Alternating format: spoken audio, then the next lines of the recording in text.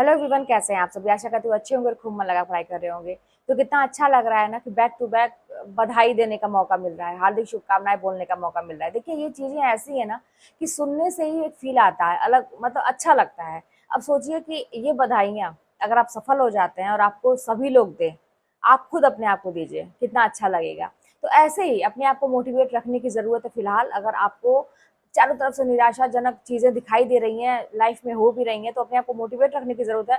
छोटी छोटी चीजों से सीखने की जरूरत है। जैसा कि आप लोग, मतलब मेरे रील पे, मेरे शॉर्ट्स पे आप लोग का कमेंट आता है कि आपका घर हो गया है, तो आपके अंदर वो, आपके फेस पे कॉन्फिडेंस दिखता है। आप लोगों को दिखता है, अभी तो मुझे ऐसा, मतलब मैं फील नहीं कर पाती हूँ, है ना। लेकिन हाँ, ये है कि अपनी चीज अपनी होती है। लेकिन हाँ, दूसरों को देखने में परिवर्तन पता चलता है। मेरे पास ये भी कमेंट आए कि आपको मैं 2 साल से देख रहा हूँ और आपके अप्स एंड डाउन सारी चीजें मैंने देखा है। तो ये चीज दिखाई देती है कि आपने ग्रो किया है।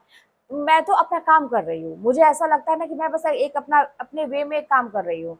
लेकिन वाकई में अगर आप ग्रो करते हैं तो दूसरों को पता चलती है चीजें। और आप अगर थोड़ा सा अपना मुंडी घुमा के पीछे देखेंगे ना, तो आपको लगेगा कि हाँ, मैं क्या थी और अब क्या हो गया है। तो ये चीज खुशी देती है। चीजें ना अपने आप को एक कहते हैं कि सेटिस्फेक्शन देती है कि हाँ भाई, मैंने कुछ किया अच्छा, लोगों को भी मिलता है। तो सोचिए, जैसे आप लोगों को दूसरों को देख के ऐसा हो रहा है, अपनी लाइफ में ऐसा होगा तो कितना अच्छा लगेगा। तो यही, इसीलिए अपने आप को मोटिवेट रखिए। और फिलहाल इस टाइम में, लास्ट मोमेंट में, कहीं से भी आपको डिमोटिवेट होने की जरूरत नहीं है।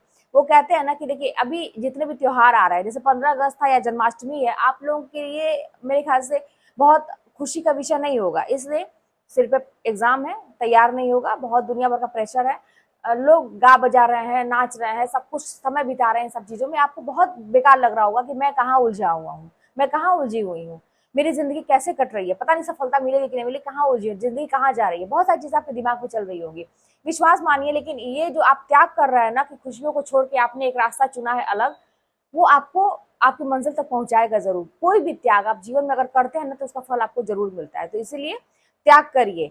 सबका समय आता है, आपको नाचने गाने का, सोने का, घूमने का, सब चीज का मौका मिलेगा, है ना। लेकिन बस बात वही है कि उसका भी समय आएगा। और एक चीज मैं कहूँ, समय की बात जहाँ पे हो रही है, तो जरूरी नहीं है कि आपको तुरंत मिल जाए कोई चीज। लेट होता है ना, हर चीज हमारे चाहने पर नहीं मिलती है। हमें हमें असफलता बार बार मिलती है। तो इसका एक संकेत है कि आप उस चीज के लिए नहीं बने हैं, है ना। आप उससे बड़ी चीज के लिए बने हैं।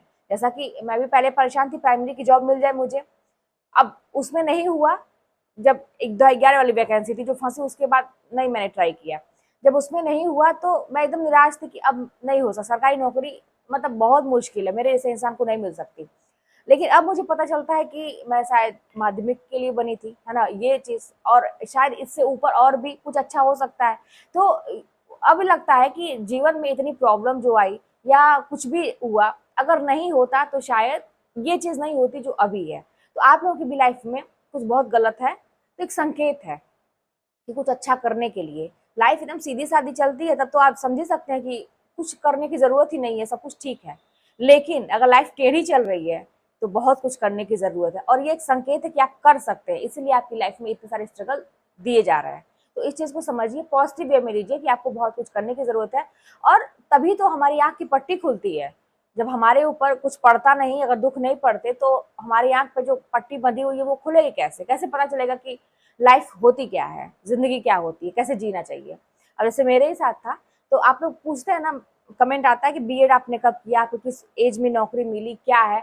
एक चीज मैं बताऊं कि मान के चलिए कि मैं 25 साल के बाद सब कुछ करना मैंने शुरू किया। जैसे अपने लाइफ के प्रति जागना जो कहते हैं ना, 25 साल के बाद ही मैंने बीएड किया, 25 साल के बाद। क्योंकि मुझे याद है, मतलब मेरी अभी 24 लगी नहीं थी तब तक मेरी शादी हो गई थी, और 1 साल के अंदर ईशान हो गए थे। तो 24 समझिए लास्ट था, उसी साल मैंने बीएड का फॉर्म भरा था और मेरा मतलब हो गया था, उसमें एंट्रेंस में हो गया था। तो वो समझिए 25 साल, है ना, 25 साल के बाद ही मैंने, मतलब 25 साल से शुरू किया, तब से ही समझिए कि ये दौर चल रहा है कि मुझे करना है कुछ। बीएड किया, उसके बाद था कि तब मैंने जाना कि टीचिंग क्या होती है, कैसे, मतलब कुछ भी मुझे पता नहीं था कि ये टीजीटी पीजीटी प्राइमरी, मतलब पढ़ाई क्या होती पता ही नहीं था तब से। और उसके बाद भी जो बीच का समझिए कि 8-10 साल एकदम से खराब चला गया। और ये फिर मेरी आंख की पट्टी कब खुली, ये समझिए कि जब मेरी कब हुई थी ज्वाइनिंग, 21 में। तो 1 साल पहले समझिए, 19-20 में, है ना, 2020 में, जब कोरोना का टाइम था। सभी लोग कोरोना के टाइम में, आप लोगों को याद होगा, सभी लोग ये सोच रहे थे कि टाइम कैसे पास किया जाए, कैसे बिताया जाए। उस समय मेरी आँख की पट्टी खुली थी और मेरे अंदर से एक मोटिवेशन जागा था कि मुझे पढ़ना है और तैयारी करनी है। और कोरोना का टाइम था, बहुत सारे स्कूल के काम भी थे, ऑनलाइन पढ़ाई हो रही थी, बहुत ऐसे कुछ आता भी नहीं था उसमें, मेल वेल करने भी एक तरह से नहीं आता था, कभी यूज़ ही नहीं था कोई चीज़ का। सब कुछ सीखा गया, यूट्यूब पे वीडियो कैसे अपलोड करने तभी सीखा गया, है ना? सब कुछ सीखा गया, कैसे वीडियो बनाना ये भी सीखा गया। बहुत दिक्कत थी। पेरेंट्स से ऑनलाइन सारी चीज़ों को कनेक्ट कनेक्ट करना, ऑनलाइन कॉपी चेक करना, बहुत सारी चीज़ें थी, है ना? सब कुछ बहुत परेशान थे हम लोग, लेकिन उसी में मैंने सोचा था कि तैयारी भी करनी है। तो लोगों को, बहुत सारे लोग का ये था कि टाइम कैसे पास हो, है ना? नाच रहे थे, गा रहे थे, इधर-उधर उल्टा-सीधे रील बना के, शॉर्ट बना के टाइम बिता रहे थे। और उस समय मैं क्या करती थी कि वही है कि अपने स्कूल में जो टाइम देना था, उसके बाद बैठ के कमरा बंद करो भैया, चुपचाप पढ़ाई करो। तो मैंने उस समय का इस तरह से यूटिलाइज़ किया कि मुझे तैयारी करनी है और उसका फ़ायदा भी मिला। तो बात ये है ना कि समय आपके पास रहता है, आप उसको कैसे इस्तेमाल करते हैं। ऐसा नहीं है कि अभी आपके पास समय नहीं है। अभी आपको दिख रहा होगा कि आपको क्या क्या दिख रहा है, आपको जानते हैं? जिस चीज़ को आप इम्पोर्टेंस दे रहे हैं, घर के काम को इम्पोर्टेंस दे रहे हैं, वो दिख रहा है। बाकी लोगों के जो भी आपको दिख रहा है ना, आप मान के चलिए कि उस चीज़ को इम्पोर्टेंस दे रहे हैं। वो आपके लिए ज़्यादा महत्वपूर्ण है अभी, है ना? पढ़ाई महत्वपूर्ण नहीं लग रही है, मन में चल रहा है कि पढ़ना है, लेकिन उससे ज़्यादा कुछ और चल रहा है कि वो ज़्यादा ज़रूरी है, वो करना। इसलिए हमारे पास टाइम नहीं रहता है पढ़ने के लिए। मान के चलिए फैक्ट यही है ना? तो इसीलिए जिस दिन ये लगेगा कि पढ़ाई के बिना काम नहीं चलेगा, उस दिन वही इम्पोर्टेंट लगने लगेगी और आपको टाइम भी निकल जाएगा, कैसे क्या होगा आप खुद मतलब सब कुछ मैनेज कर लेंगे। तो ये चीज़ सोचिए, है ना? तो करना शुरू करिए और चिंता की बात नहीं है, चिंता करने से कुछ नहीं होगा। अगर आपको ये यूनिवर्स जो है ना अकेला कर रही है, आपका साथ सभी लोग छोड़ रहे हैं, बहुत अच्छे संकेत हैं। आपको अपने विषय में अपने आप से कनेक्ट करने का बहुत ही अच्छा ये मौका दिया जा रहा है। यूनिवर्स का एक संकेत है आपके लिए, मान के चलिए। और अगर आप अकेले नहीं होंगे, भीड़ में रहेंगे, 10 लोगों से घिरे रहेंगे, रिश्ते नाते में उलझे रहेंगे, तो आप कभी अपने ऊपर समय नहीं दे पाएँगे, अपने ऊपर काम नहीं कर पाएँगे, ग्रो नहीं कर पाएँगे, अपनी पर्सनैलिटी को डेवलप नहीं कर पाएँगे। अकेला किया जा रहा है तो उसका फ़ायदा भरपूर उठाइए और जब भी मौका मिलता है आधा घंटा, 1 घंटा अपने आप को समय दीजिए, बैठिए, आँख बंद करिए, मेडिटेशन करिए। नहीं समझ में आता कि मेडिटेशन कैसे होता है, आँख बंद करिए, अपने आप को जानने का प्रयास करिए कि क्या है? मतलब चीज़ें हैं क्या मेरे अंदर, मैं हूँ कौन? बहुत सारी चीज़ों का आंसर आपको तुरंत मिलेगा कि प्रॉब्लम क्यों है, इसका सॉल्यूशन क्या है, कैसे क्या किया जाए, सारे रास्ते आपके अंदर, सारे रास्तों को कैसे पार करना है, उसका सारा सॉल्यूशन आपके अंदर पड़ा हुआ है।